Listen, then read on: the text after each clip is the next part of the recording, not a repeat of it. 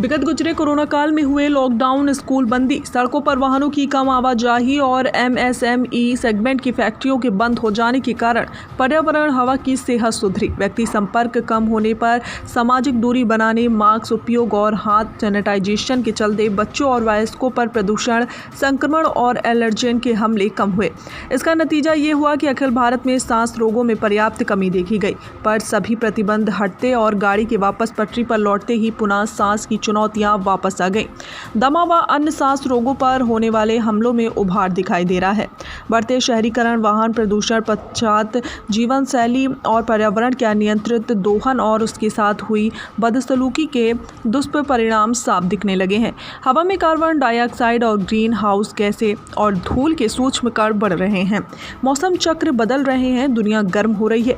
एक तरफ रासायनिक अराजकता हम पर हमलावर है, वहीं दूसरी तरफ कार्बन डाइऑक्साइड ने पौधों में परागकणों की पैदावार और अवधि को बढ़ा दिया है, जो प्रदूषण से जुड़कर 50 गुना तक ज़्यादा खतरनाक हो जाते हैं। सहारा समाचार के लिए संवाददाता विपिन सिंह की खास रिपोर्ट। सारे प्रतिबंध हटा लिए गए हैं, सारी चीजें फिर से पटरी पे वापस आ रही हैं और जिंदगी पटरी पे वापस आ रही है। औद्योगिकरण वापस आ रहा है, शहरीकरण वापस आ रहा है, लेकिन इसके साथ साथ सांस की बीमारियां, एलर्जी की बीमारियां और हमको मिलने वाले जो प्रदूषण के आघात हैं वो भी वापस आ रहे हैं। इन प्रदूषण के आघातों के कारण नाक की एलर्जी बढ़ रही है, दमा बढ़ रहा है, सीओपीडी बढ़ रही है और हमने इसको अगर वक्त रहते न संभाला तो ये निश्चित है कि चीज बेकाबू हो जाएगी, बेलगाम ऑलरेडी हो चुकी। जो हालात हैं वो रेत की तरह हमारे हाथ के नीचे से सरकते जा रहे हैं और हम बेवकूफ हैं तो समझते हैं कि सब वैसे ही है।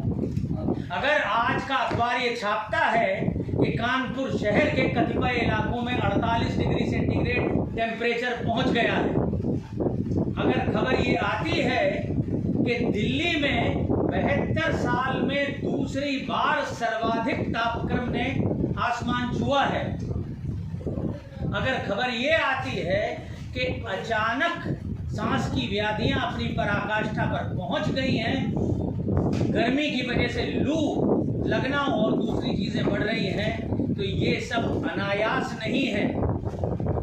ये मनुष्य के उस गलत कुत्सित कोशिश का नतीजा है जिसके कारण हम सामूहिक खुदकुशी करने के लिए निरंतर आगे बढ़ रहे हैं। कुल मिला के हम देखें तो वाहन प्रदूषण, उससे निकलने वाले ऑटोमोबाइल एग्जॉस्ट और पर्यावरण के विघटन के अपने दुष्परिणाम हैं। ये क्या दुष्परिणाम हैं, ये महत्वपूर्ण है, इसको समझ लेना चाहिए। नंबर 1, हवा के अंदर और धरती पर कार्बन फुटप्रिंट बढ़ रहा है। कार्बन डाइऑक्साइड और ग्रीन हाउस गैसेस बढ़ रही हैं। हम गैस चैम्बर में तब्दील होते जा रहे हैं और जब ये संपूर्ण ब्रह्मांड गैस चैम्बर बन जाता है तो कार्बन डाइऑक्साइड और दूसरी ग्रीन हाउस गैसेस के कारण वनस्पतियों पे, जीवधारियों पे प्रभाव आते हैं। पौधों का परागण का जो कालखंड है जल्दी शुरू होता है, ज़्यादा ऊपर तक जाता है, देर तक बना रहता है, ज़्यादा पराग निर्मित होते हैं।